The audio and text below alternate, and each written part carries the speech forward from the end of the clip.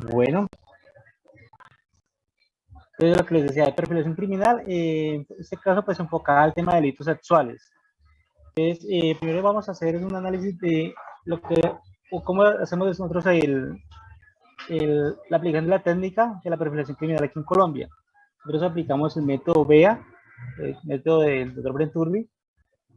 No obstante, pues también utilizamos literatura de otros autores, como es el doctor Guadalupe Fiscal, Alfredo Velasco, también de México, Jorge Jiménez de España, entre otros. Pues la perfilación no se puede enfocar solamente a un solo tema, es un área de la criminalística o la criminología que permite múltiples ciencias participar en el análisis.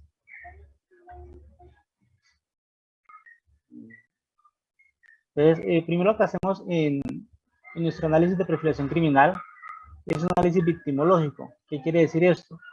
Que a pesar, contrario a lo que pronto en toda investigación criminal se realiza, que es estudiar o tratar de identificar rápidamente quién es el agresor, en vez de enfocarnos todo nuestro conocimiento a través de identificar quién es el agresor, qué características tiene el agresor, aquí lo que hacemos es iniciar conociendo quién es la víctima, ya que a través del estudio de la víctima es que podemos realmente llegar a nuestro agresor, en este caso pues para delitos sexuales.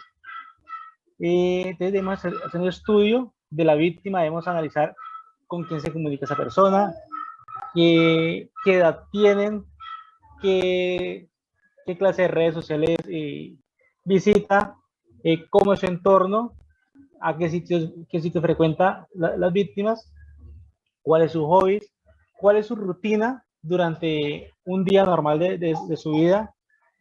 Si estamos de pronto hablando ya de una persona adolescente o alguien adulto, qué actividad comercial desarrolla, qué actividad laboral desarrolla, qué lugares frecuenta, cómo es la situación económica, tanto de esta persona como el entorno de las personas con las que esa persona se relaciona. Todo esto basando en identificar, establecer de la víctima, ¿para qué? ¿Con qué fin? Vamos a identificar 3 puntos de la víctima. Uno, si la víctima tiene un riesgo para ser víctima del delito, en este caso delito sexual, por su estilo de vida. Muy diferente el riesgo que puede tener una niña que mantiene en su hogar con sus papá, mamá, únicamente va a su universidad, va a su colegio, pues es su capacitación, regresa a la casa, de pronto el riesgo por el estilo de vida que puede tener una mujer que se dedica a ejercer una actividad sexual a fin de lograr un lucro económico. ¿Ya? Es muy diferente el nivel de riesgo por el estilo de vida que puede tener una persona. Vamos a mirar el riesgo situacional. ¿Qué es el riesgo situacional? Donde vamos a establecer, de acuerdo al momento en que la víctima es agredida sexualmente, qué nivel de riesgo había de acuerdo al entorno. Entonces ahí lo que se analiza es el lugar de los hechos, se establece qué rutas de ingreso, de salida hay, que la hora en la que ocurren los hechos, los medios a través de los cuales el victimario contacta a la víctima, el lugar, la luminosidad, pues es más fácil para un depredador sexual atacar a una víctima en un lugar solitario, horas de la noche, pues va a haber menos riesgo de que alguien lo identifique, alguien vea el hecho y evite que se consume. Referente a, bueno, aquí el tema del riesgo de la vida, lo que le decía, aspecto a tener, pues, la profesión que tiene la víctima, si padece alguna clase de enfermedad, de algún rasgo de personalidad de la víctima. Lo que le hablaba de pronto, la actividad la que desarrolla la víctima, que hace que se eleve potencialmente, algo potencialmente nocivo o algo contrario que genere que existan mayores posibilidades de que una víctima sea valga la redundancia, víctima de un delito sexual.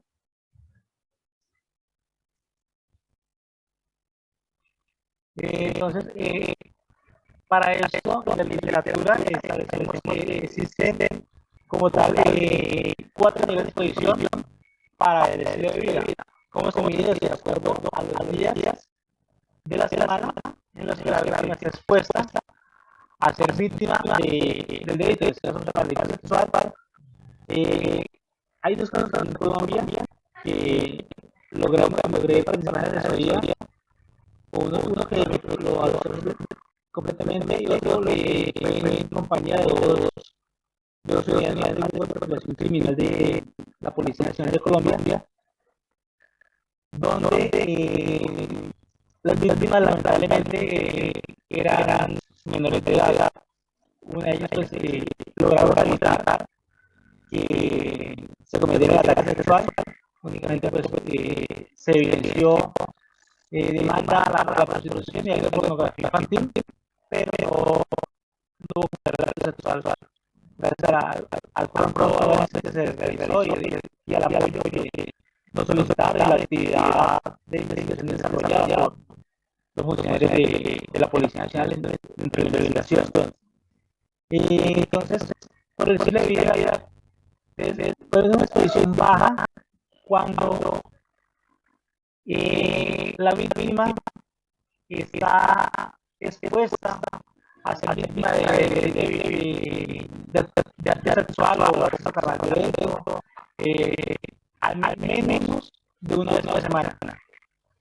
Si es muy usualmente la víctima se ve expuesta, como les molestaba, el primer ejemplo de una persona que se dedica solamente a estar en su hogar, sale a la universidad, a colegio, de pronto sale un salón comercial, pero en horas del día, poco muy casera, el nivel es muy bajo, entonces de pronto también los padres están constantemente revisando, supervisando con qué persona se relaciona este niño, esta niña, este hombre, mujer, porque pues, eso no solamente víctimas de delitos sexuales las mujeres, los hombres también son víctimas de delitos sexuales.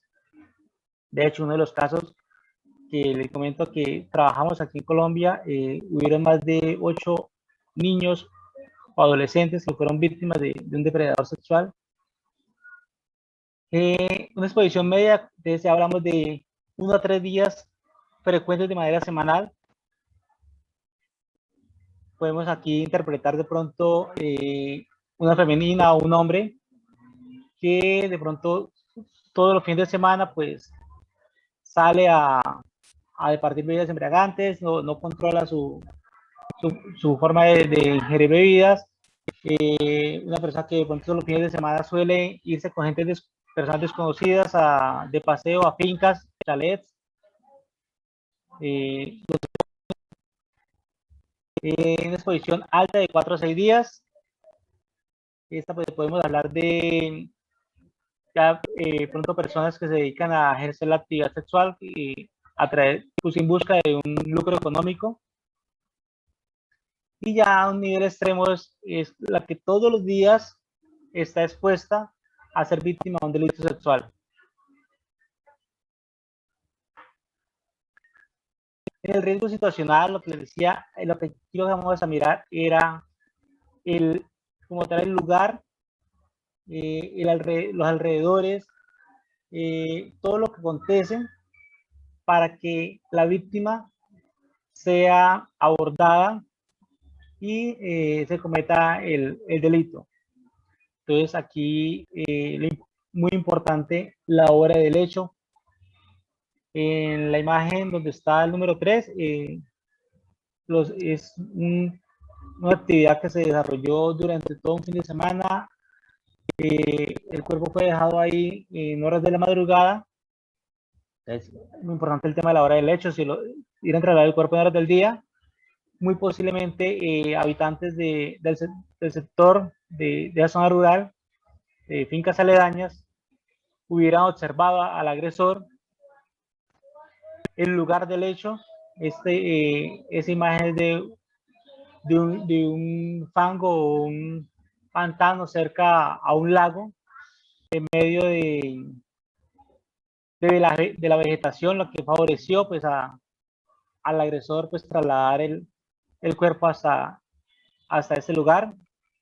Entonces, son aspectos que se deben tener en cuenta para el momento de hacer el análisis. El número de víctimas, pues es diferente la actividad o el desarrollo conductual de un agresor con una víctima a con varias, si es al mismo tiempo, o se puede presentar hechos también donde son varias víctimas a las que el agresor ataca, pero de manera sistemática, es decir, cita al conjunto residencial un día lunes a una de las víctimas, el martes a otra, el jueves a otra, pero entonces al hacer el análisis victimológico de cada una de ellas empezamos a encontrar patrones de conducta que se repiten, donde nos dicen, no, sí, ese señor o esa señora nos citaba el conjunto residencial llamado X, nos decía que debíamos preguntar por Pepito Pepita, y nos permitían el ingreso, y ya estando dentro del apartamento, ya empezaba el diálogo, la intimidación y demás para doblegar la voluntad de la víctima. Y entonces, ¿qué encontramos? Que varias víctimas nos dan la misma versión. Entonces, ya de acuerdo al número de víctimas, vamos a tener más información para poder vincular o hacer una análisis de vinculación de casos a uno o varios depredadores sexuales. La disponibilidad de armas. Entonces, de acuerdo al lugar, pues mirar qué elementos se encuentran en el lugar de los hechos. Pueden ser armas blancas, pueden ser armas de fuego, pueden ser elementos contundentes. Puede ser que se encuentren en el lugar de los hechos o que la víctima en una declaración jurada o una entrevista nos relacione qué elementos utilizó el depredador sexual para cometer el hecho. El estado mental o percepción de la víctima, pues también hay depredadores que se aprovechan de la deficiencia mental que puede sufrir alguna persona, o incluso de cuando las víctimas son menores de edad, digamos niños de 1 a 8 o 10 años, la capacidad mental de un niño de esa edad es muy poca, es muy inocente, de pronto la que ya puede tener algún niño de 14, 15 años, que ya de pronto tiene un poquito más de conocimientos sobre lo que puede de pronto en series de televisión, o puede que sus padres le hayan ya explicado algunos temas de la parte sexual, o conocimientos que tenga de su preparación académica referente a la reproducción sexual. Ya están un poco más prevenidos para ser víctimas de esa clase de delitos, diferente a un niño de 6, 7 años que totalmente inocente, todavía no tiene conocimiento sobre temas de sexualidad. El consumo de drogas y alcohol. Entonces aquí debemos mirar si la víctima era consumidora o no de alguna clase de sustancia psicoactiva, llámese marihuana, clorhidrato de cocaína y bueno, infinidad de drogas sintéticas que existen. Si la víctima frecuentemente es consumidora de bebidas alcohólicas, o si para el momento en que ocurren los hechos la víctima se encontraba bajo el efecto de bebidas alcohólicas, o si en ese momento de pronto el agresor, el victimario, le suministra alguna clase de droga sintética o droga estupefaciente, lo cual genere que pierda un poco la conciencia o altere su estado normal de funcionamiento de la persona, lo cual genera un riesgo situacional de la diferencia de estilo de vida, que era su rutina de actividades de la situación del momento en que ocurre el hecho.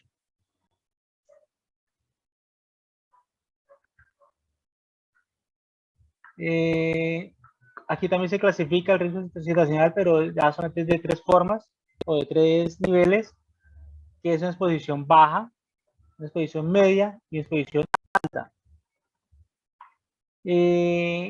Baja, pues cuando hay muy poca vulnerabilidad al daño o pérdida inmediata antes de la victimización. Es decir, una víctima que de pronto es abordada en una vía de algún pueblo, alguna ciudad, una vía donde se encuentra buena iluminación, de pronto hay cámaras o testigos silentes que registran el paso de la víctima y de pronto en el momento en que la aborda el depredador sexual. Entonces esto genera una exposición muy baja de repente a la parte situacional, porque pues si el victimario prevé la existencia de cámaras o el hecho de que existan cámaras, disminuye el riesgo de que la víctima sea abordada para ser victimizada. De pronto también el hecho de que el niño o niña se encuentre en interior de su residencia, es muy bajas probabilidades de que sea agredida por algún depredador sexual, aunque pues hemos visto no solo en Colombia, también en otros países donde algunos familiares, incluso algunos padres aprovechan estos momentos para agredir sexualmente a nuestros niños. Pero pues se parte de que si está dentro de su residencia, es una zona de confort, una zona de seguridad para la víctima, donde el riesgo por la situacional del momento del ataque va a ser bajo. Hay exposición media, que decir que son vulnerables a daños o pérdidas inmediatamente antes de la victimización. Pues se aplicaría más de pronto el tema de un ejemplo, el niño que es citado de pronto a un control residencial a través de un engaño, pues el caso que les voy adelantando un poco, en los casos, un depredador crea una cuenta falsa en la red social Facebook, donde coloca imágenes de una mujer algo atractiva, una edad promedio de 18 a 19 años, e invitaba, enviaba invitaciones de amistad a unos adolescentes entre edad de 15 y 16 años, todos del mismo colegio, donde estudiaba efectivamente una hermana de este depredador. Les hacía la invitación, los adolescentes aceptaban la invitación, los contactaba, empezaba a tomar, a hacer la confianza de esos chicos. De alguna forma ese señor tenía pues almacenadas imágenes de mujeres con poca ropa, les compartía imágenes, lo cual generaba curiosidad en estos adolescentes, de pronto por su inmadurez, creían que podían tener, que alguna mujer de verdad se había fijado en ellos y que iba a ser su oportunidad de satisfacer una fantasía en medio de su adolescencia. Los citaba a su apartamento. Los chicos llegaban, se comunicaban con el apartamento, les decían sí, sigan. Una vez estaban en el apartamento, pues se encontraran con ese depredador que les decía, ah, sí, mi hermana lo citó, mi hermana ya viene, toma un jugo, toma un almuerzo, y posteriormente empezaba a decirles, mi hermana quiere que por favor le envíes una foto como estás ahorita, mi hermana por favor quiere que le envíes una foto, pero sin tu camisa, sin tu pantalón, mi hermana quiere una foto, quiere ver totalmente desnudo, mira que ella te va a cumplir, pero quiere cerciorarse que si seas tú el que está acá. De hecho, llega el momento que les decía que tenían que hacer la masturbación y una palabra que se repitió mucho en las 8 víctimas es que esa agresión siempre les decía, mi hermana quiere verlos deslechados, es decir, que hubieran tenido la eyaculación a través de la masturbación. Entonces, vemos una exposición media porque pues de que lo contacten vía una red social, no, este adolescente pues no está tan expuesto a ser víctima de un delito sexual. Eso es una exposición media. Exposición alta, aquí sí pues ingresan efectivamente esas personas que se dedican a ejercer la actividad sexual en busca de un beneficio económico.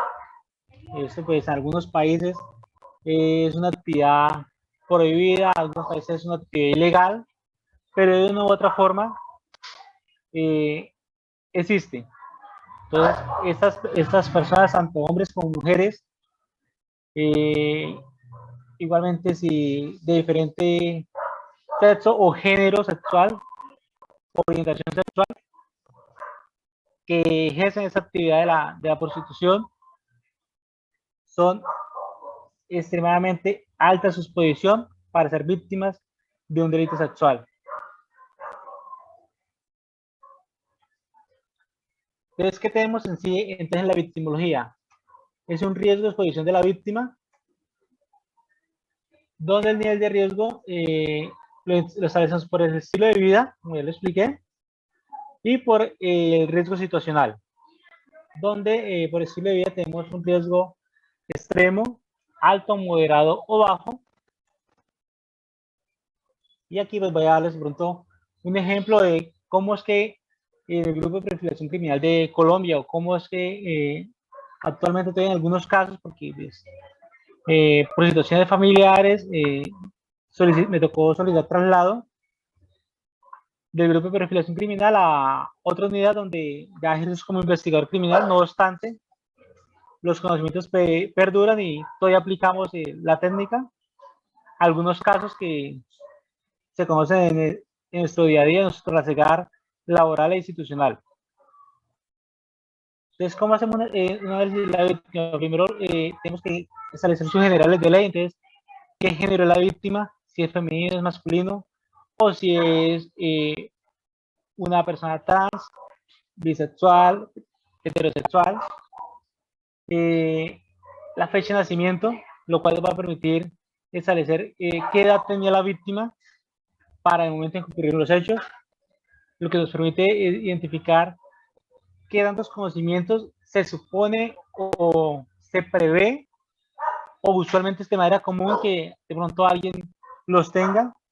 Por eso también es importante saber si esta persona estudia o no estudia, qué tipo de preparación académica tiene, dónde es que esta persona reside, para conocer el sector o las personas con las que se relaciona, qué estrato social es donde esta víctima reside, qué clase de personas son las que de pronto se mueven en ese sector, que de pronto eleva el riesgo por el lugar de residencia de la víctima, a que sea víctima de un delito sexual, cómo son las rutas de acceso, de salida a su vivienda, por dónde es que esa persona se moviliza. Todo eso nos va a dar la dirección de residencia, la actividad actual que hace la víctima. Entonces aquí pues si es que la víctima es una actividad de prostitución, si es que la víctima es un estudiante, si es que la víctima es una comerciante, si es que la víctima es empleada, si es que la víctima trabaja para una empresa de seguros, dependiendo de lo que la víctima, la actividad que desarrolle, nos va a dar luces de por qué esta chica o este chico fue elegido por el victimario para ser víctima de un delito sexual. Pues en este caso, pues era una niña de 12 años, residía en la Albania Guajira, esto es al norte de Colombia. El agresor, pues, en este caso, sí vivía al norte, pero pues tampoco tan cerca, no precisamente en la Guajira, era de Cartagena. tenemos que conocer un poquito la historia familiar de la víctima, de cuáles son sus antecedentes en la familia, conocer un poco de quién era la madre, quién es su padre, quiénes son sus abuelos, si cuenta con esa información, quiénes son sus hermanos, quiénes son sus padrinos, quiénes son sus tíos, qué actividades desarrollan esas personas,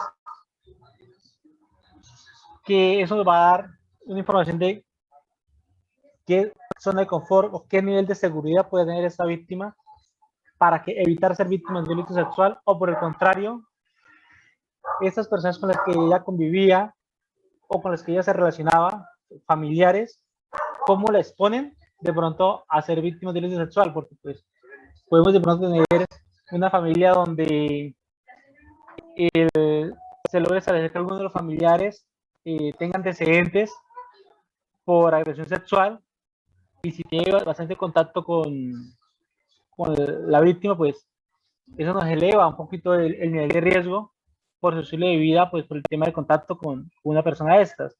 O si de pronto tenemos padres mantienen a toda hora pronto viajando y el chico o la chica permanece solo en su lugar de residencia, pues también hay casos así, ¿no? Familias donde de pronto por mejorar la situación económica, pensando en darles un mejor futuro, conseguir algo de dinero para darles más capacitación a sus hijos. Algunos los dejan con sus tíos, sus tías, sus abuelos, los dejan viviendo en Colombia o en otro país y se trasladan a otra nación a probar suerte o ya ejercer alguna profesión en otra nación, otro país, a fin de tener más recursos económicos, pronto que les paguen en alguna moneda más valorizada que la moneda de su país de origen. Pues en este caso, pues Colombia es muy dado que la gente vaya a Estados Unidos, a España, teniendo en cuenta el precio del dólar, el precio del euro en comparación con el peso colombiano. Dejan sus hijos aquí en Colombia a cargo de los abuelos, de los tíos, y no saben que de pronto el nivel de seguridad de sus hijos realmente está mermando, disminuye el nivel de seguridad, no es la misma seguridad que puede brindar un padre y una madre a la que puede brindar un abuelo o la que puede brindar un tío. No es la misma seguridad. Esto hace que se aumente o disminuya el nivel de riesgo por el estilo de vida de una víctima. Aquí pues tenemos, relacionamos con la fecha de bautismo y la parroquia en la que hizo el bautizo, teniendo en cuenta que pues el agresor en este caso era el padrino de la víctima.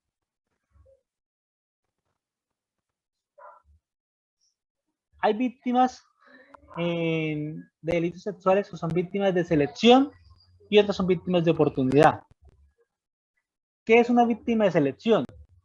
Es aquella víctima a la cual, de acuerdo a todo el material que se analiza, toda la investigación, toda esa serie de entrevistas, interceptaciones de líneas telefónicas, recuperación de mensajería a través de redes sociales, de internet, de pronto cartas, textos que se comparten entre víctima y victimario, nos pueden dar indicios de que previamente el victimario ya conocía a su víctima, ya había seleccionado a su víctima por lo que es decir, por sus rasgos físicos, por su color de cabello, su color de piel, el iris de sus ojos, por su aspecto físico, que es algo que de pronto psicológicamente satisface la necesidad sexual de ese depredador.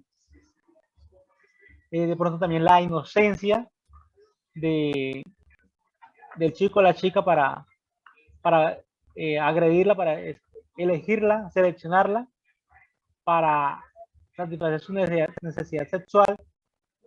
O también podemos tener víctimas de oportunidad, es decir, donde tenemos aquel agresor, donde se mueve por el sector y aprovecha el descuido de alguna víctima para abordarla, llevarla a algún paraje solitario y agredirla sexualmente.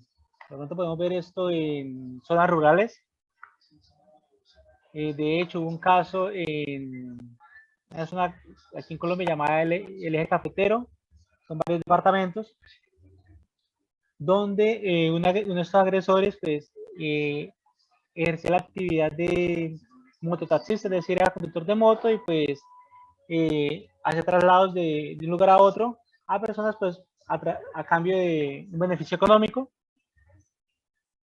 Y este agresor aprovechaba la oportunidad cuando tomaban el servicio mujeres y les solicitaba que les prestara el servicio de transporte hasta alguna finca o alguna vereda, es decir, hacia la zona rural del municipio.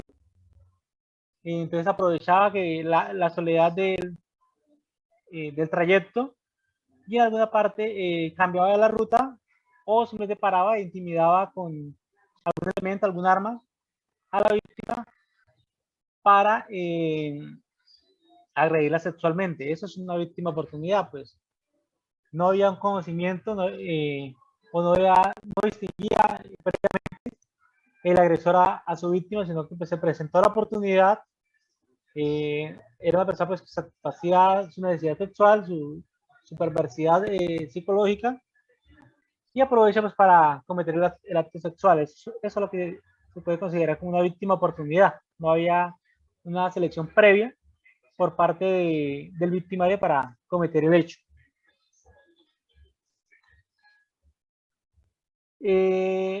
Hacemos un nivel de riesgo situación, pues entonces aquí pues para el caso de esta menor de edad de 12 años, se logró establecer que era un nivel de riesgo situacional alto, puesto que en este caso de esta niña, su padrino lo que hacía era que la contactaba a través de la red social Facebook y la red social WhatsApp, donde trataba algunos temas, donde él le prometía enviarle algunos regalos, de hecho se los hacía, envió en muchas ocasiones eh, equipos tecnológicos como computadores, celulares, le enviaba ropa y en esos chats lo que le pedía a la niña era que por favor le compartiera imágenes de ella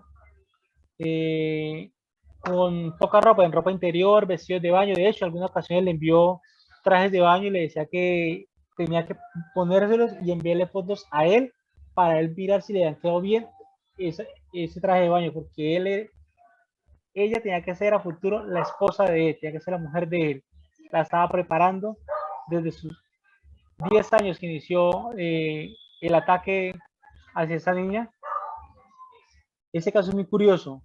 Eh, Realmente yo consideré que este depredador, al momento en que lo fueron a capturar, al momento de allanamiento, que se sugirió que se hiciera, al momento de la captura, tanto en su oficina como a su vehículo y su lugar de residencia,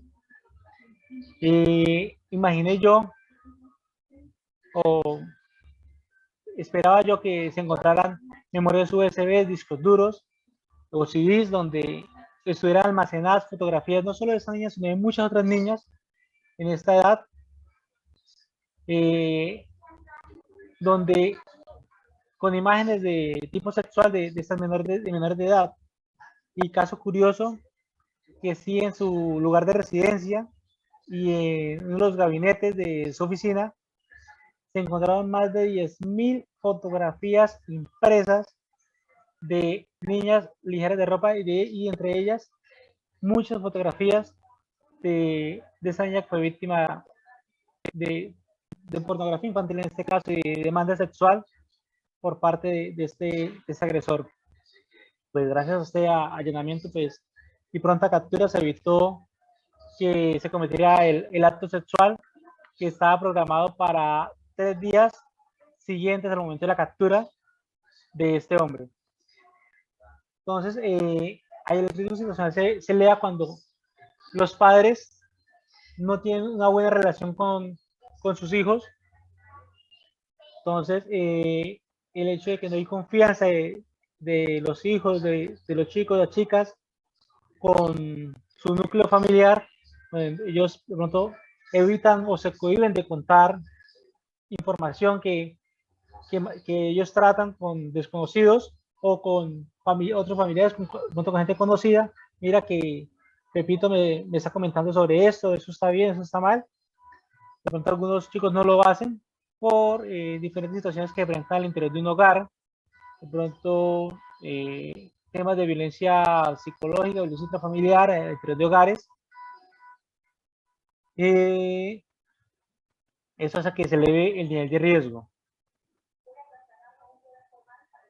En este caso, pues, cuando se entregó el informe, se dijo que no se descartaba que existieran otras víctimas de niñas que posiblemente residieran cerca de la vivienda del indiciado, pues teniendo en cuenta que dentro de las interceptaciones de líneas y algunas entrevistas, se estableció que a este señor, varias niñas entre la edad de 8 a 12 años, lo visitaban a su lugar de residencia y que ingresaban a la habitación donde él duraba horas totalmente encerrado con esas niñas, al parecer compartiendo algunos confites y viendo algunos programas de televisión o compartiendo alguna clase de juegos, era lo que decían los familiares, pero pues no descartaban que de pronto se diera alguna actividad sexual con esas niñas al interior de estas habitaciones.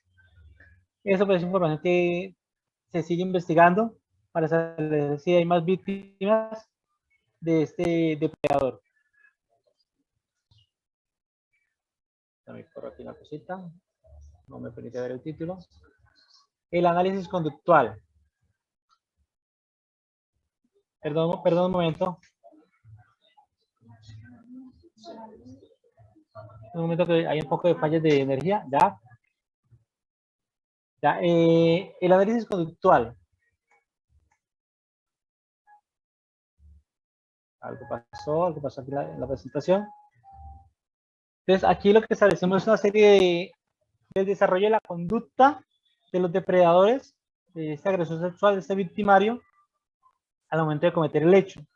Entonces, una de las cosas que vamos a ver es el método de acercamiento. ¿Cómo es que de acuerdo a todo el material, todo el desarrollo de la investigación que se tiene, todo el material probatorio que se ha recolectado, todos los medios de conocimiento de prueba que se tiene hasta el momento de investigación, o que se sugieren que se adelanten y una vez se hayan ejecutado, pues que le ha llegado, ¿no? Nos ha llegado como perfiladores criminales. Entonces, una vez analizarse este material, este medio de conocimiento de prueba, vamos a ver el método de acercamiento. Entonces, puede ser un método de acercamiento por una confianza preexistente, es decir, a través de un vínculo familiar, un vínculo religioso, un vínculo de amistad, un vínculo de un docente a su alumno, algo que nos dé a entender que hay una serie de confianza entre la víctima y ese agresor sexual. Es decir, que ya conocía a la víctima con anterioridad y hay algo que los vincula y genera que se dé confianza por parte de la víctima al agresor, lo cual facilita que el victimario la aborde, se acerque a ella y pues esto pues no genera pronto alguna clase de alerta o alarma en la víctima para evitar que se cometa el asalto sexual. De otra parte, también tenemos un método de acercamiento que es el método del engaño, que es donde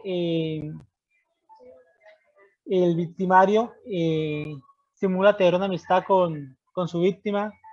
El hecho que les comentaba, ese señor que creaba perfiles falsos en la red social Facebook y contactó a tantos adolescentes y los agredió sexualmente.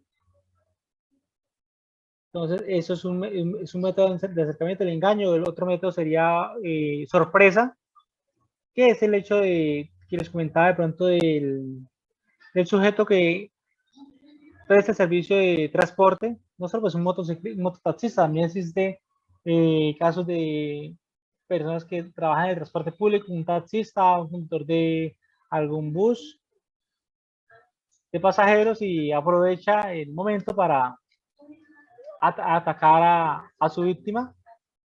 Entonces aquí tenemos es un método de acercamiento de sorpresa. Los métodos de control. ¿Cómo logra un victimario, un depredador sexual a agredir o controlar la voluntad de la víctima? Entonces, tenemos comandos verbales, órdenes verbales, donde el caso pues, de esta niña de 12 años, la orden era, yo te envío estas prendas, te envío esos detalles, te envío esos regalos, pero por favor quiero que te los pongas y me los mueves, me envíes fotografías, me envíes un video donde yo pueda observar cómo te quedas esas prendas de vestir.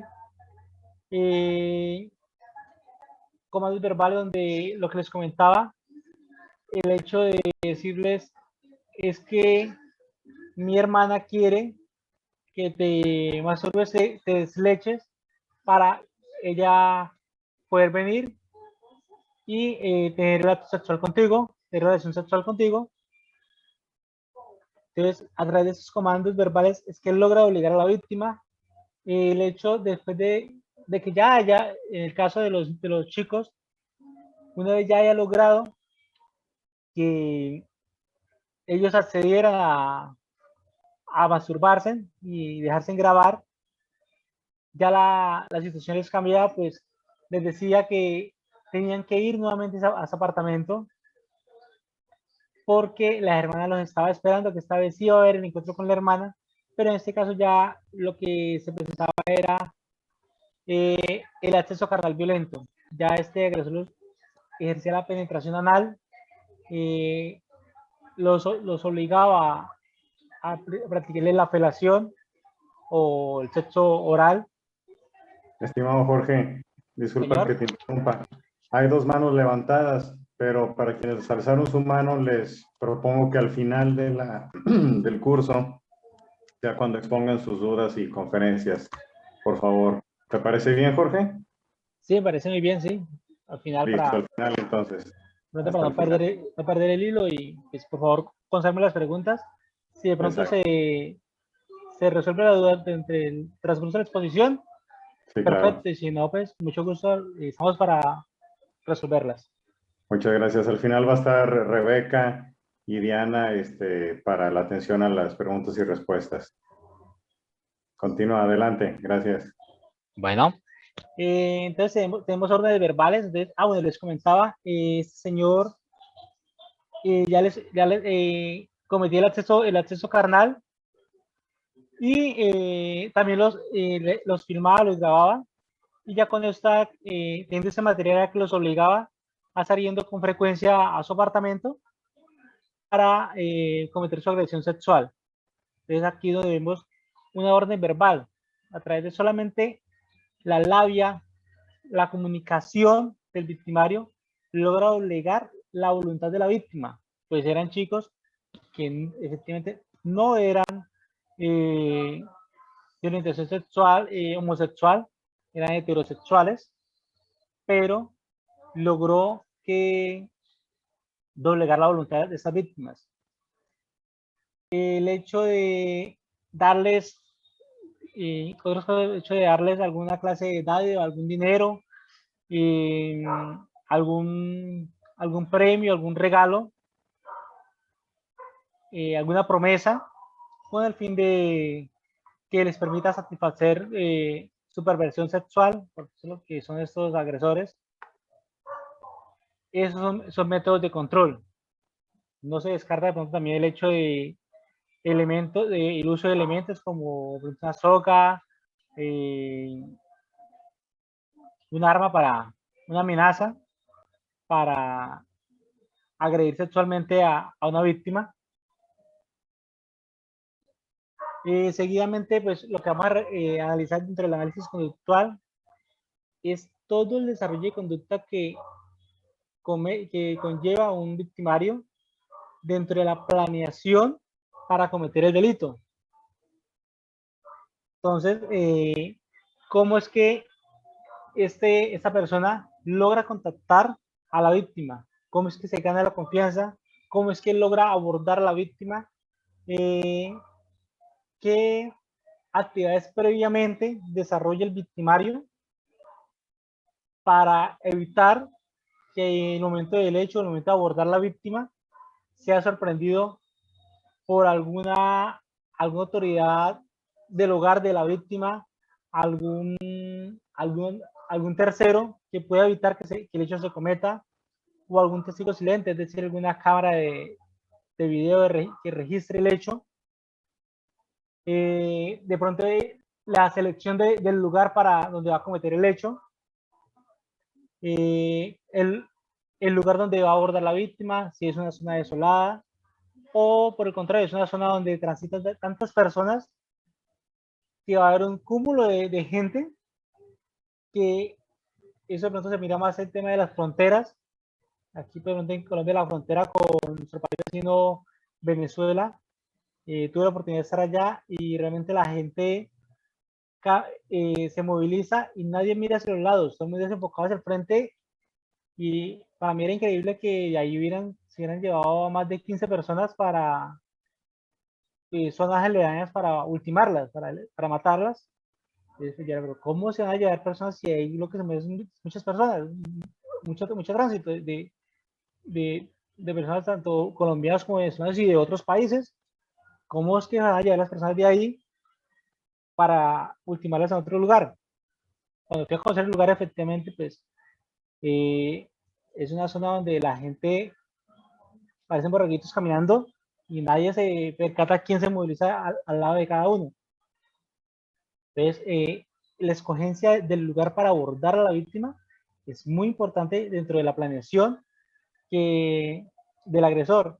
Los elementos que va a llevar para cometer el hecho. Puede ser que lleve unas esposas, lleve una soga, que el hecho de llevar un arma, llámese cortopunzante, llámese arma de fuego, llámese arma contundente. El hecho de las pautas que le da a la víctima de cómo debe vestirse, cómo el atuendo que utilice el agresor para abordar a la víctima, de pronto alguna clase de disfraz, de antifaz, el hecho de utilizar pronto algún guante, el hecho de utilizar algún preservativo. Todo eso es parte de la planeación del delincuente para evitar que a futuro sea vinculado a una investigación o sea sorprendido en el momento del hecho, o de dejar algún rastro de evidencia a través del principio de Lockhart para ser identificado dentro del desarrollo de la investigación judicial, investigación criminal. En este caso, pues, tengo aquí algo que colocamos referente al caso de la niña de 12 años. Entonces aquí, pues, dentro de la planeación, pues, este agresor tuvo la confianza del núcleo familiar de esta niña, pues él era el padrino, es decir, había un vínculo también religioso entre la niña y el agresor. La mamá de esa niña, pues, nunca desconfió de su compadre, no sé cómo se llamará en sus naciones al padrino de un niño, aquí pues se llama compadre. Nunca desconfió de que esta persona pues pueda cometer algún hecho, aún más un delito sexual en contra de su hija. Aún más, pues este sujeto era un funcionario público, era un servidor del Estado colombiano, un servidor de la justicia colombiana, o trabajaba para la administración de justicia. Pues se presume, ¿no?, de la buena fe de que pues una persona que no va a cometer un hecho en contra de una niña o un niño. Entonces aquí pues hay un vínculo religioso, y lo cual le da un rol de cuidador de la niña. Pues el hecho de que ya había una cita, un acuerdo para encontrarse con la niña en una zona que ni era Cartagena, que era donde la niña vivía, Cartagena, que era donde el agresor vivía, ni era La Guajira, que era donde la víctima vivía. Era otro departamento donde se iban a encontrar. Y pues la niña pues estaba algo confiada, pues que es mi padrino no me va a hacer nada malo, mi padrino iba a estar bien, mi padrino me va a dar regalos, me da detalles, mi padrino iba a estar segura, a pesar de que ella la tenía preparada de que ese día que se encontraran, se iba a dar el acto sexual. Aquí pues a mí en la planeación vimos que él le enviaba alguna clase de detalles a la víctima, como elementos, dinero, e inclusive le enviaba el sustento de alimentos, le daba pautas de cómo lo debe ver a él, pues ya tanto era lo que había hecho con esa niña que él le decía que no lo tenía que llevar más como el padrino, sino como el esposo, porque él se iba a casar con ella. Le solicita el hecho de solicitarle imágenes a cambio de los elementos que le enviaban, y pues la estaba preparando para el acceso carnal.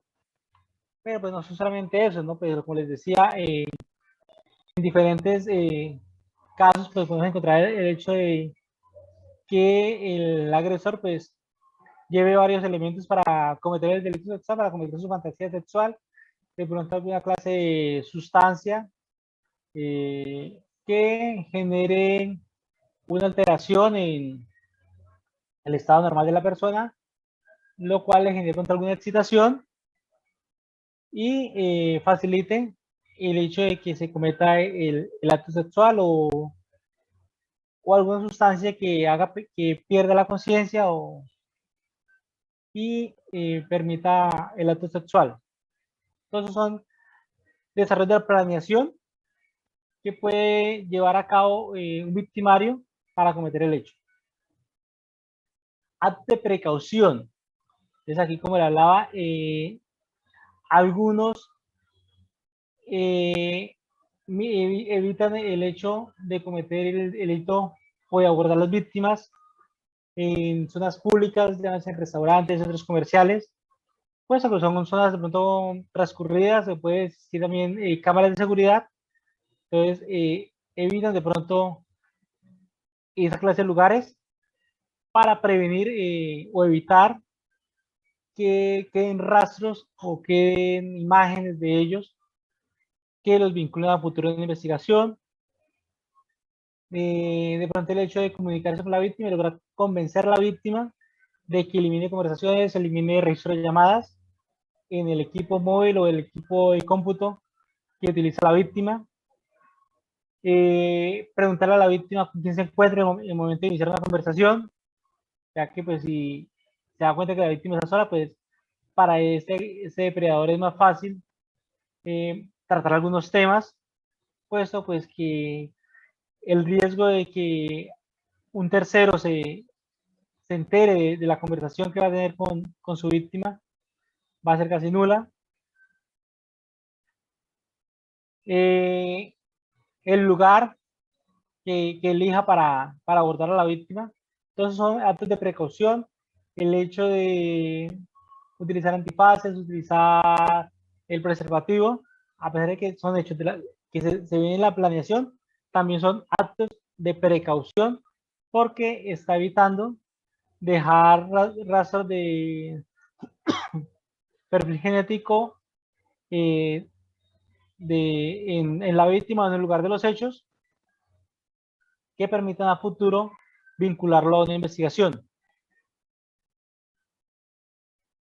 Actos contradictorios también se presentan dentro del desarrollo conductual, pues bien existe el principio de Lockhart que por más precaución, por más preparación, planeación que quiera cometer o llevar a cabo el agresor, el victimario, siempre va a haber un rasgo, algún elemento, quizá físico,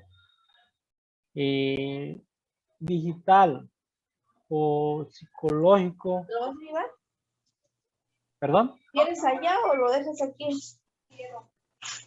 Pero llévate nomás un vaso.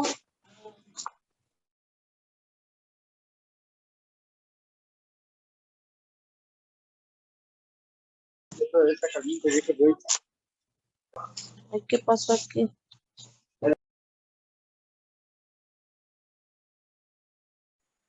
No se escucha, maestro. Alguien de pronto por error me apagó el micrófono. Esto siempre va a haber algo que bien sea que el victimario se lleve del lugar de los hechos, se lleve la víctima, o algo que el victimario deje el lugar de los hechos o deje en la víctima.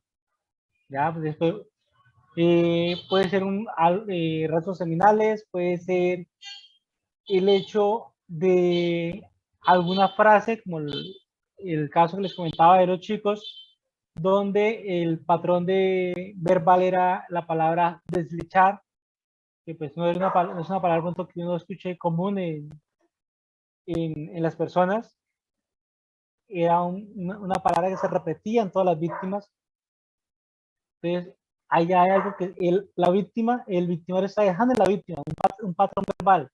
Esos empieza a haber como actos contradictorios porque ya es algo que va a permitir que varios casos se le vinculen a él. Paso aquí, algo, aquí, ya.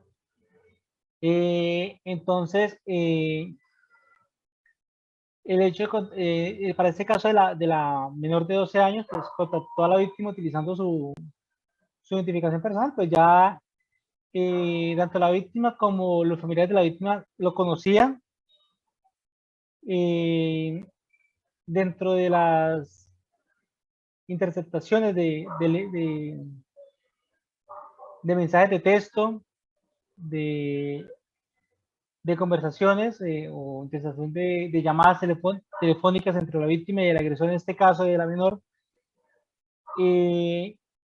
este agresor cometió un acto contradictorio que fue revelar su nombre en la red social Facebook, lo que permitió a los investigadores buscar ese perfil, identificar, obtener algunas características morfológicas, como son a través de fotografías y videos de ese agresor, adicional pues de la información biográfica que estaba algo pública para el que consultara este perfil de la red social Facebook. Adicionalmente, pues que ese agresor en alguna de sus publicaciones tenía una fotografía de la víctima.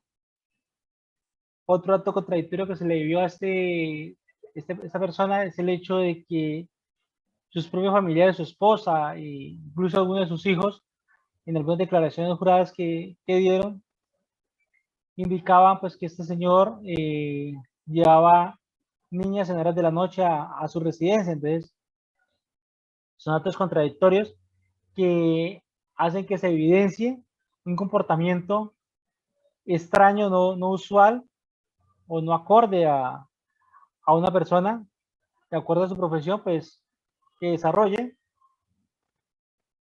Entonces, estos actos son contradictorios que permiten que se identifiquen o se individualicen al agresor de un acto sexual. Ya seguidamente vamos al perfil criminal. Entonces aquí donde, al igual que como lo hicimos con la víctima, de acuerdo al material que se ha llegado para el análisis, podemos decir que hablar sobre pronto el género, el sexo, la edad de la persona que comete el delito. De pronto podemos hablar de la estatura, no en todos los casos que nos llegan, pues de pronto el indiciado es conocido.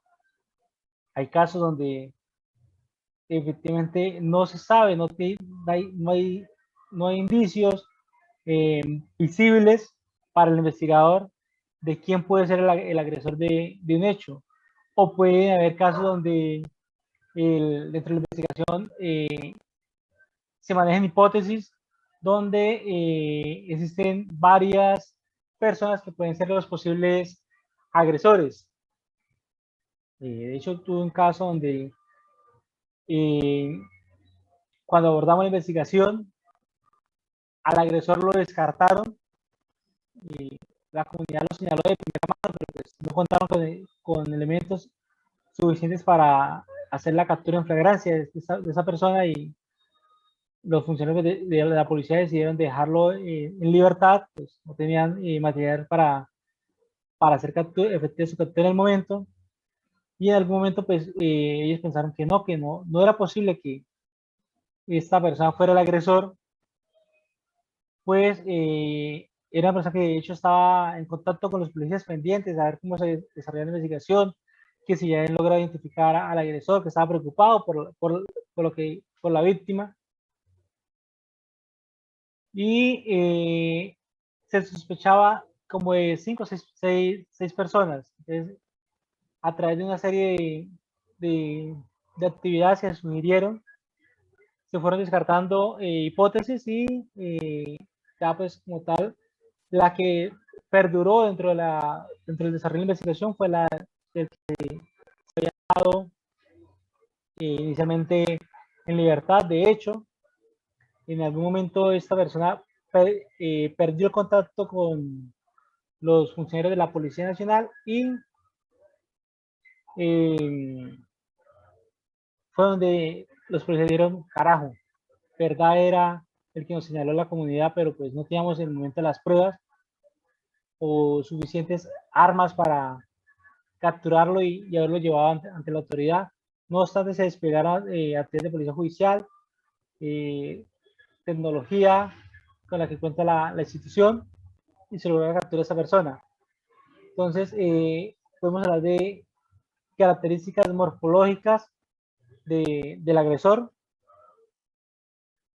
Podemos hablar de la actividad laboral que ejerce el agresor, todo eso de acuerdo, nuevamente le digo, al desarrollo de las hipótesis que más dentro del caso, y lo que nos dé la evidencia, lo que nos dé el acervo probatorio o los medios de conocimiento de prueba que se lleguen dentro de la investigación al perfilador criminal. Es decir, todo el expediente con el que cuenta, pues en Colombia es Fiscalía General de la Nación, creo que en México le llaman Procuraduría. Todo el expediente con el que cuente es con lo que se hace el análisis. De aquí es donde se saca el perfil. Entonces podemos hablar de si hay material que nos permita hablar de la actividad laboral, podemos hablar de la actividad laboral de ese agresor. Podemos hablar de pronto de actividades laborales que el agresor haya desarrollado con anterioridad, lo cual nos permite hablar de la destreza que tiene para ejercer alguna actividad. Por decir algo, eso no es un caso de delito sexual, sino un caso de homicidio. Creo que si han estado con alguna charla de perfiladores criminales de Colombia, de la Policía Nacional, casi todos en alguna ocasión hemos hablado del monstruo de la soga. Este señor cometió demasiados homicidios a través de una serie de amarres, lo cual generaba tortura y lograba que la víctima muriera de manera sistemática a través de un sistema de poleas que generaba en forma de péndulo del cuerpo.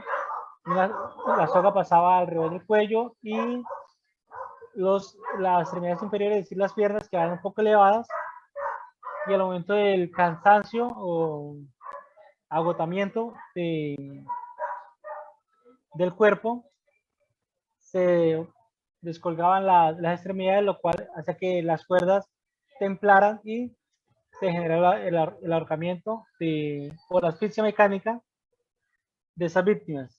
Entonces, en este caso, logramos establecer que este señor tenía estrés para hacer nudos, dado que dentro de su actividad laboral en el pasado había trabajado en ciertos almacenes donde se relacionaba mucho con el tema de hacer nudos, bien fuera cajas, postales,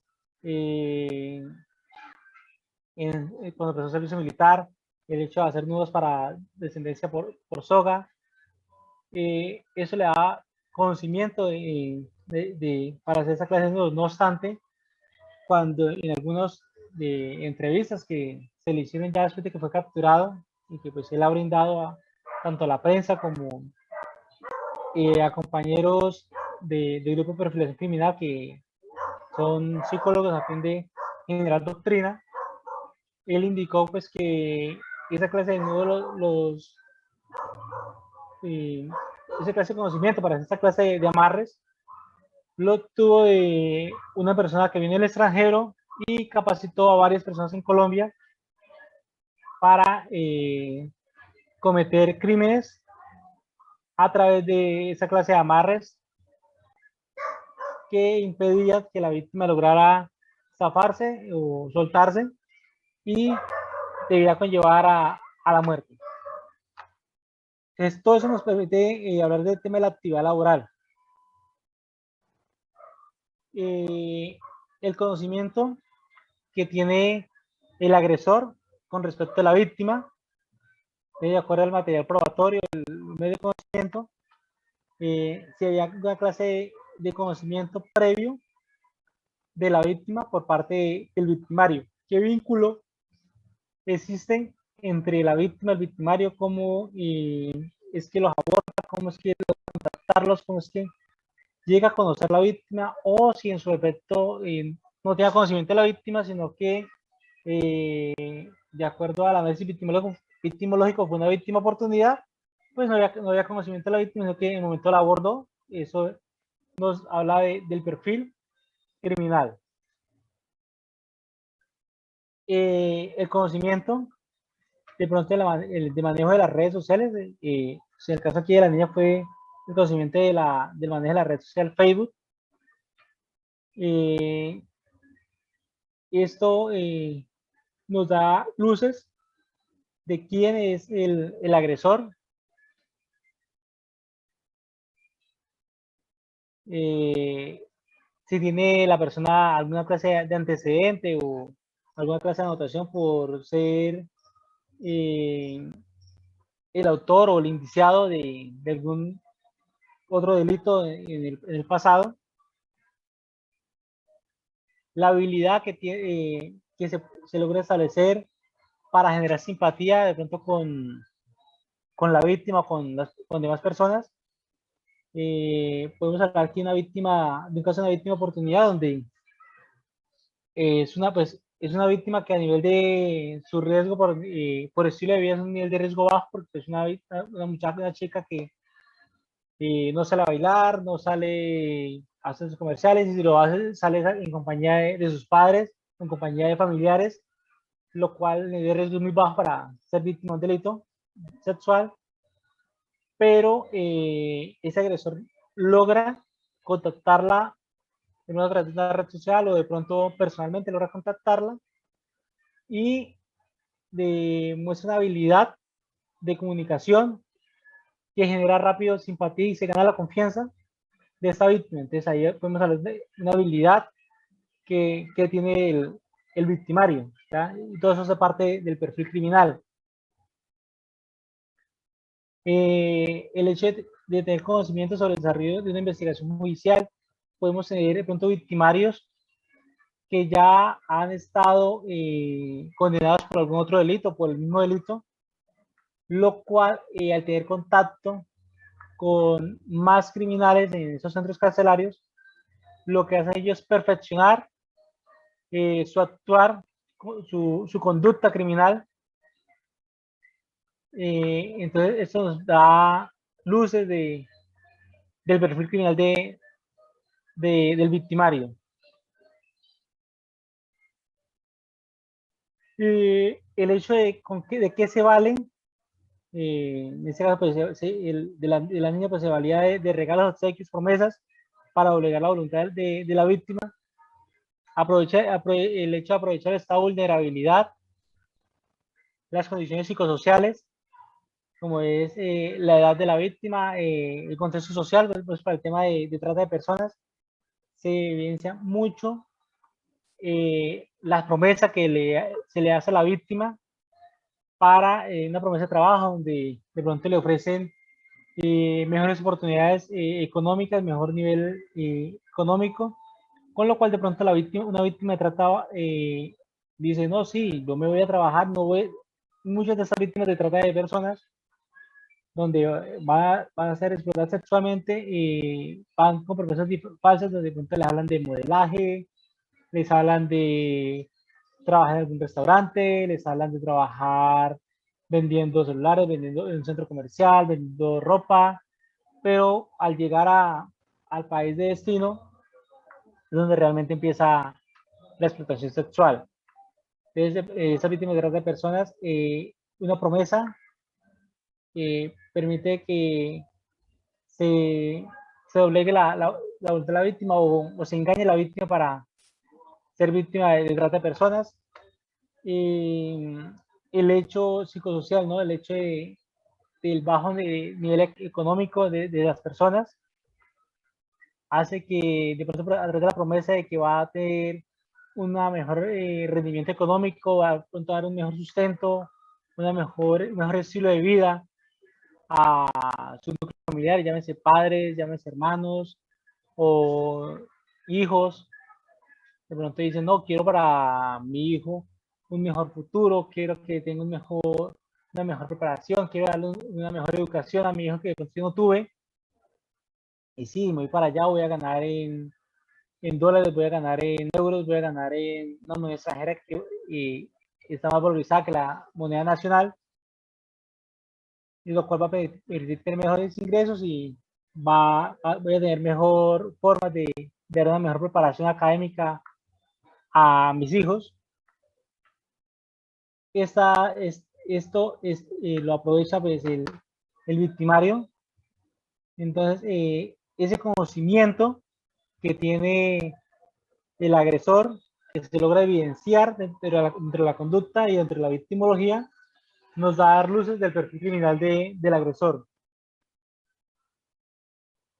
Si tiene, podemos hablar de pronto de, si bien es cierto, no somos psicólogos todos los perfiladores criminales, sí podemos hablar de pronto de rasgos de una persona antisocial o de una persona que sufre de pedofilia, pues teniendo en cuenta pues que eh, sus víctimas son de pronto menores de edad. Podemos hablar de si, de acuerdo al acervo probatorio, si es posible o no que el actuar criminal o el desarrollo, todo su despliegue de conducta se repita a futuro o no.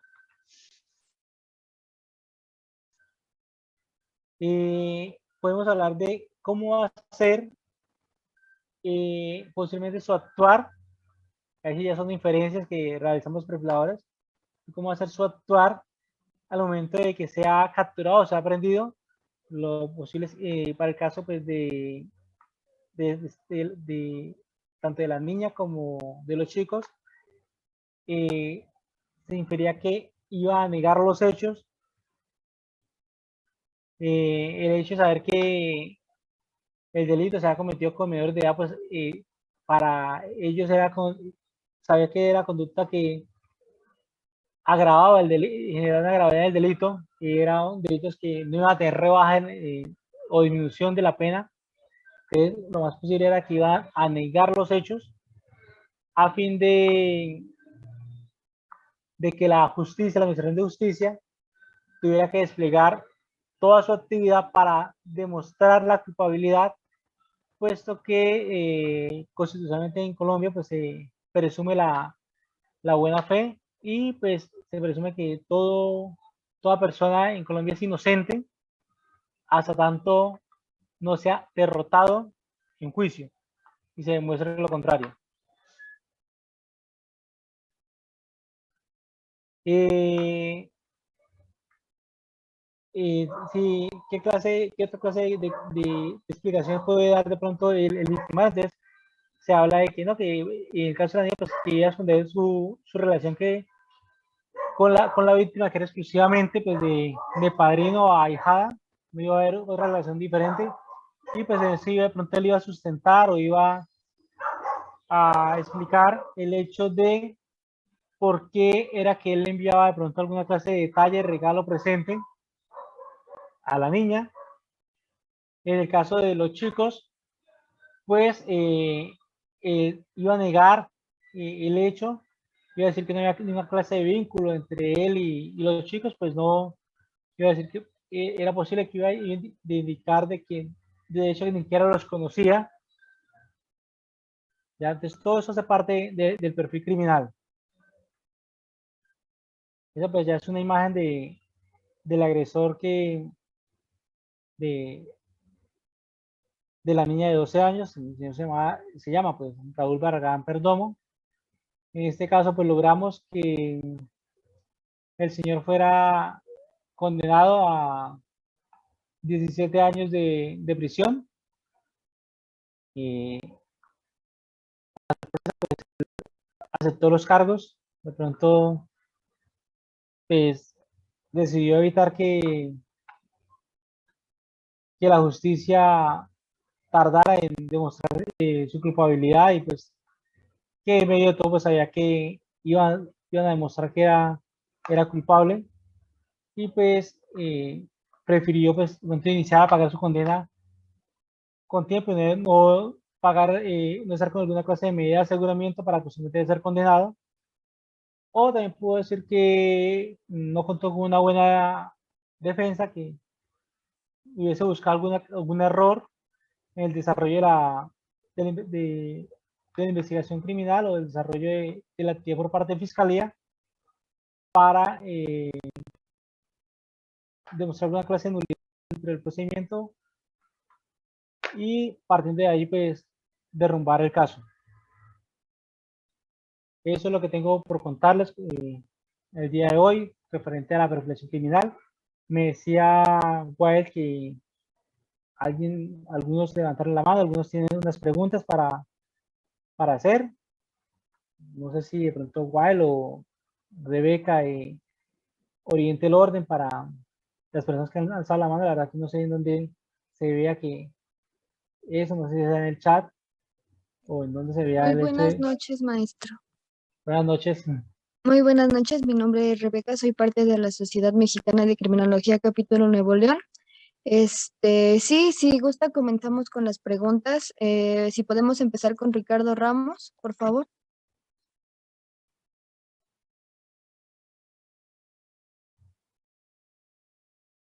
Buenas noches.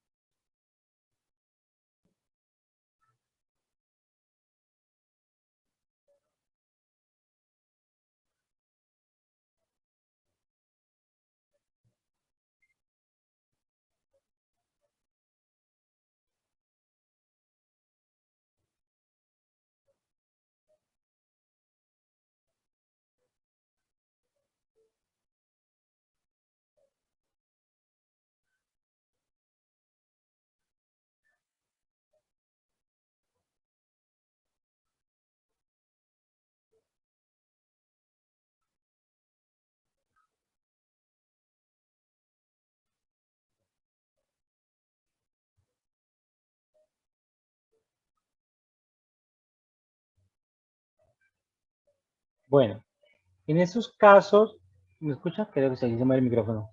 En estos casos, se deben mirar dos cosas, ¿no? Uno, pues está el tema de la voluntad de la víctima de asistir a un sitio de estos, ¿ya?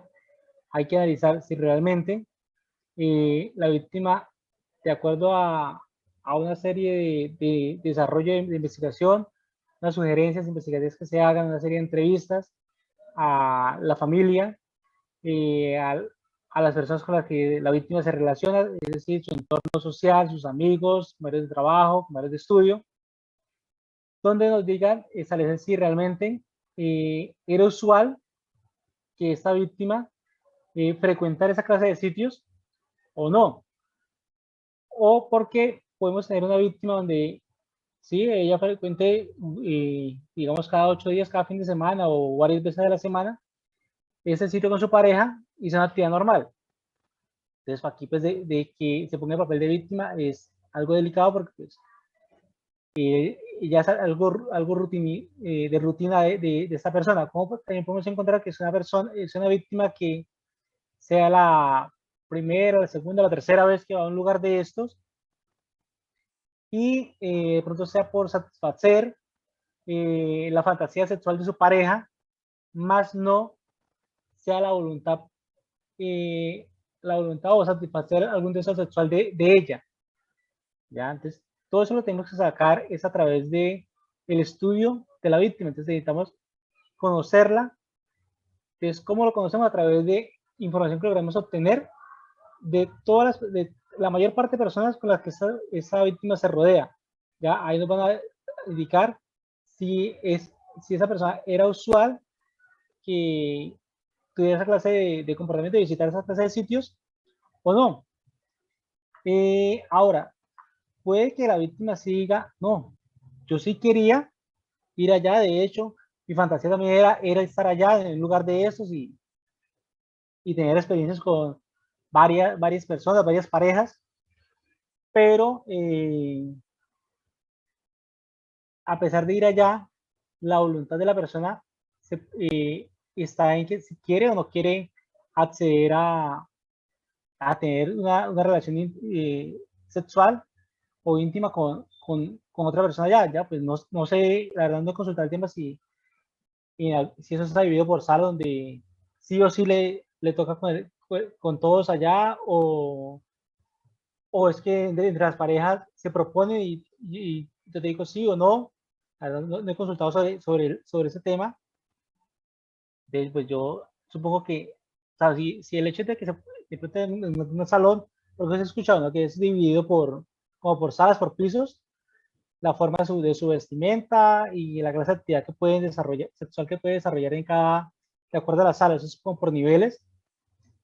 Entonces, si está de pronto algún nivel donde, a pesar de que esté allá por voluntad de asistir al lugar, donde de hecho creo que se apaga, y eso no es que entre gratis, sino que como que toca pagar un cover, una suma de dinero bastante alta para poder acceder a ese lugar y cumplir una serie de requisitos. Y si en ese lugar o en ese nivel se tiene en cuenta la voluntad de la víctima, se regresa la voluntad de la víctima de aceptar sí o no de la relación sexual o el acto sexual, podemos de pronto estar hablando de que si es o no fue víctima de un acto sexual por parte del victimario. Adicionalmente a ello, está el examen sexológico que se hace por parte de los forenses. Ahí les van a decir si es una relación concebida o no. ¿Ya? Entonces, eso también debemos analizar para saber si efectivamente se trata o no se trata de una víctima de delito sexual. Espero con esto, creo que el señor Ricardo que hacía la pregunta.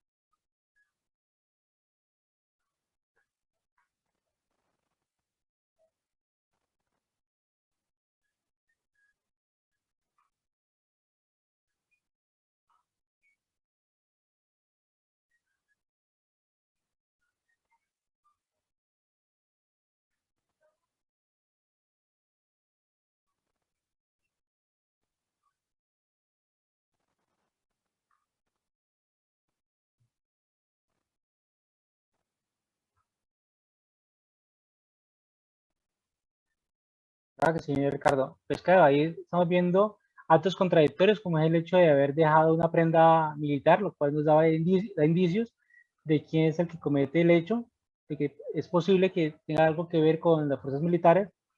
Ahora lo que usted nos indica, el hecho del nudo, ahí estamos viendo el tema del principio de Lockhart, que es que este agresor está dejando evidencia en el lugar de los hechos que permite vincularlo a la investigación.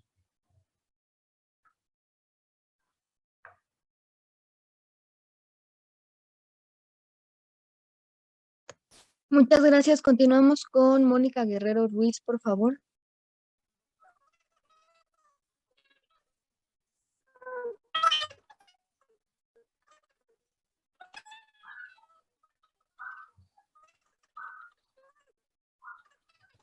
Perdón, Mónica, me parece que no se escucha tu micrófono.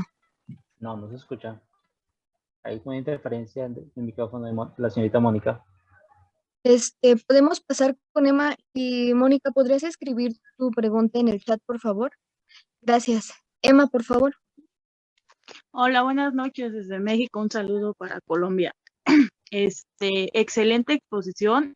Tengo una duda y no sé si me la puede resolver. Este tema de la perfilación criminal, ¿solamente se hace en delitos seriales o también se puede hacer como en delitos únicos, o sea, o donde no se tiene como todavía antecedentes de otros? La técnica de perfilación criminal se aplica, bueno, cuando ella surge, surge para el tema de delitos sexuales y homicidios, ¿no? Pero esta técnica aplica para múltiples delitos, como le dije, pues, trata de personas, hurtos, estafas, delitos sexuales, homicidios, múltiples delitos, aplica la perfilación criminal. De hecho, todo el mundo cree que de pronto perfilación criminal aplica para identificar delincuentes seriales, pero mire que en la actividad, en la experiencia como tal, los seriales son escasos los que se encuentran, pues muchos casos es donde se tiene varias hipótesis de varios sospechosos o varios indiciados o posibles victimarios, pero no se ha logrado tener de pronto certeza de quién fue el que cometió el hecho. O pueden haber casos donde es único, es un homicidio único, es un hurto único, un acto sexual único, y no se tiene sospechoso, no se tiene hipótesis de quién pudo haber cometido el hecho. Entonces ahí es donde nos piden el apoyo, y a través de la técnica de perfilación criminal, donde de ser necesario que se sugieren más actividades de investigación, es que logramos dar indicios de quién puede ser el agresor. Es decir, aplica para delitos donde el hecho es el primero. No es necesario que se hayan presentado 3, 4, 5, 6 hechos similares para decir que hay, vamos a hablar solamente de seriales. No obstante, persiste el último paso de la persecución criminal, que es el tema de vinculación de casos, que es donde se analizan los casos por separado, es decir, las víctimas por separado, todo el análisis victimológico, el análisis conductual, el perfil criminal por separado de cada víctima, y después se empiezan a buscar patrones que vinculen a un mismo agresor. Ahí es donde empezamos a hablar de un serial. De resto, la mayoría de los casos se revisan, que se analizan, es de el primer caso o caso único que llega para análisis. Gracias.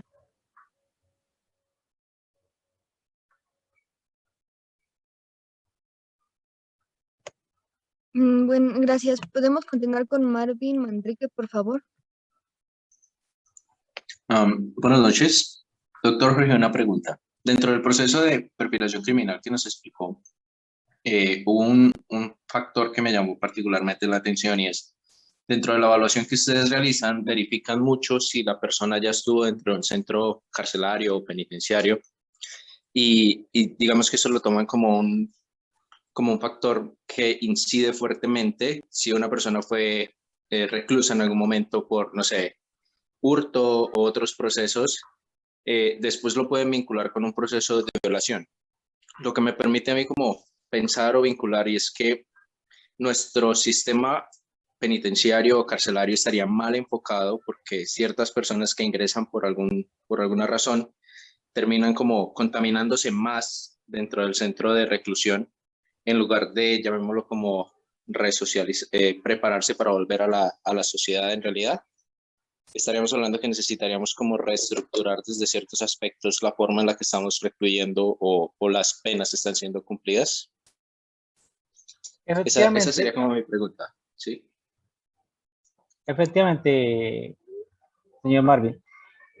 Lo que tenemos no sé si en otras naciones sea lo mismo, aquí, por lo menos en Colombia, eh, el hecho de que de elevar penas de pronto en algunos delitos, que es lo que se mira aquí por parte del Congreso, que no vamos a dar la cadena perpetua, que vamos a elevar la pena para evitar que se cometa el delito.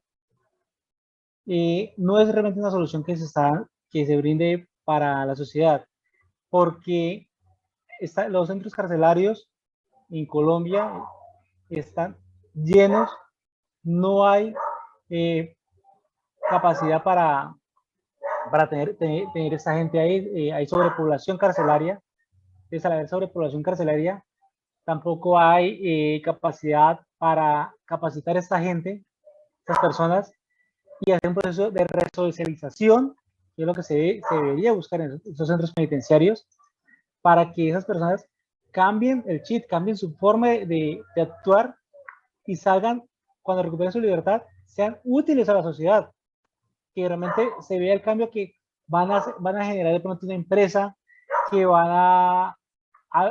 comprenden que la actividad que desarrollaron es mala, que afecta a la sociedad, que es un error lo que ellos cometieron y que deben salir a ser mejores, a cambiar a esa persona. Eso no se ve, al contrario, lo que vamos a ver es que como tienen tiempo para dialogar entre ellos o para compartir sus experiencias dentro de los diferentes crímenes o delitos que cometieron para llegar allí, entonces lo que adquieren esas personas es experiencia, habilidad, conocimientos de cómo desarrollar ciertas actividades y evitar que la Administración de Justicia los ubique, conocen los errores que cometieron para llegar los demás a ese centro penitenciario, y lo que van a buscar es evitar cometer ese error, ¿ya? Perfeccionar el delito. De hecho, hoy en día hay muchas organizaciones que, a pesar de estar en centros carcelarios, siguen trabajando desde los centros carcelarios y son los que generan mayor clase de estafa a través de una modalidad llamada la llamada millonaria. Entonces, efectivamente, como usted dice, señor Marvin, debe haber un cambio, al menos en Colombia, referente al sector penitenciario. El problema es la situación de presupuesto, que se destine presupuesto para cambiar el régimen carcelario o la modalidad donde se capaciten a esas personas para que les sirvan a la sociedad. Pues eso requeriría pronto de mayor generación de impuestos, lo cual también iría en contravía a la población, a la mayoría, por ejemplo, de los ciudadanos, pues, que quieren evitar que se paguen impuestos, o en su efecto debería destinar rubros del presupuesto de la nación a esta actividad, pero entonces también van a haber otros sectores que van a reclamar que por qué le quitan ese rubro si yo lo necesito para ciertas clases de compromisos. ¿Ya? Entonces, es un cambio bastante drástico, bastante grande, que se debe dar para realmente mejorar la sociedad, al menos en el caso de Colombia. No sé cómo funcionará en otros estados o otros países. Gracias, doctor Jorge. Muchas gracias. Y ya para terminar con la pregunta que teníamos pendiente con Mónica, por favor. Gracias, buenas noches. Jorge, excelente, mucho gusto, muchas gracias. Y maestros presentes, mucho gusto también de estar aquí. Mi pregunta sería, en cuanto a cuando se habló en métodos de control, ya que los niños y los adolescentes son fácilmente manipulables, ¿no? Y pues con regalos y todo esto que nos explicó, también estaría ahí, incluye infundirles miedo y amenazas para que ellos logren cumplir su objetivo, ¿no? Los agresores, ¿verdad?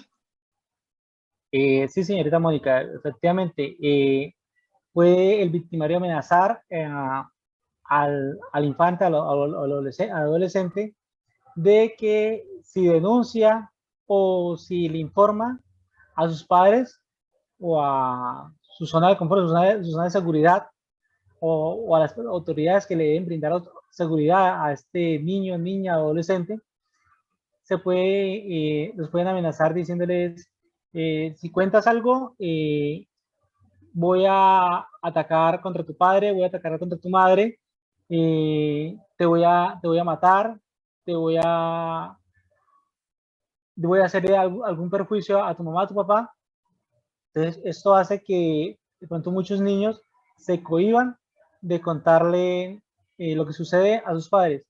De ahí la importancia de que en la sociedad, desde la casa, empecemos a cambiar el chip y a generar lazos de confianza entre padres a hijos, porque hay muchos hogares donde no hay confianza y el niño, niña, adolescente se cohíbe de contar situaciones a sus padres, bien sea porque no les prestan atención, bien sea porque le temen a sus padres, porque siempre son represores, nunca dan un consejo. Entonces, hay diferentes situaciones al interior de los hogares que generan que el niño no cuente. Y si a eso le sumamos la amenaza por parte del depredador sexual, es complejo que se alerte con tiempo la situación ante una autoridad.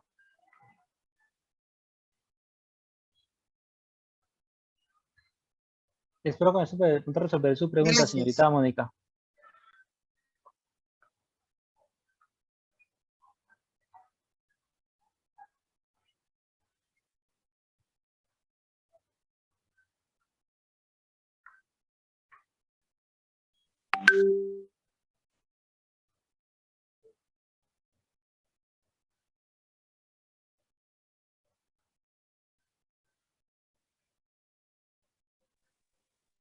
Hola, hola.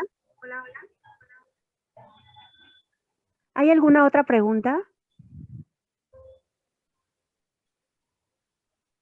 Bueno, ante su silencio, les agradecemos su atención. Gracias al ponente Jorge Velázquez, fue una excelente ponencia. Creo que disipó las dudas de los oyentes. Mi nombre es Diana Márquez, soy miembro también de la Sociedad Mexicana de Criminología, capítulo Nuevo León, y es un honor para nosotros que todos ustedes estén atentos y que estén partícipes en este tipo de conferencias que, bueno, ustedes saben que robustecen mucho nuestra academia y por supuesto que también van incrementando nuestro conocimiento. Gracias, maestro Jorge Velázquez, y no se les olvide, jóvenes, que es importante sustentar toda esta información con las constancias que precisamente avalan este tipo de tiempo de aprendizaje. Muchas gracias. Gracias, Rebeca Flores. Gracias a todos. Y los seguimos invitando a todas nuestras ponencias. No se pierdan, habrá más eventos que por supuesto nos van a ayudar en nuestra formación académica. Cuídense mucho. Gracias. Recuerden que si les interesa la constancia, pues bueno, por ahí está el número.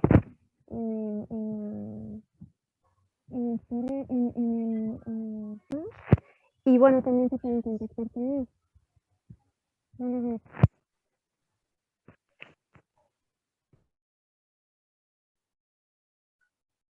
Bueno, entonces no siendo más, pues muchas gracias a todos por la atención prestada a ese servidor. Muchas gracias por los que pronto se interesaron en hacer alguna clase de pregunta. Espero que el tema que les compartí les sea útil para su vida tanto laboral, académica, profesional y su vida cotidiana. Para mí es un placer haber sido invitado por parte de la Sociedad Mexicana de Criminología, capítulo Nuevo León, para dar esta charla, esta capacitación el día de hoy. No siendo más, pues les agradezco. Tengan buena noche. Gracias, igualmente, hasta luego. Gracias. Gracias.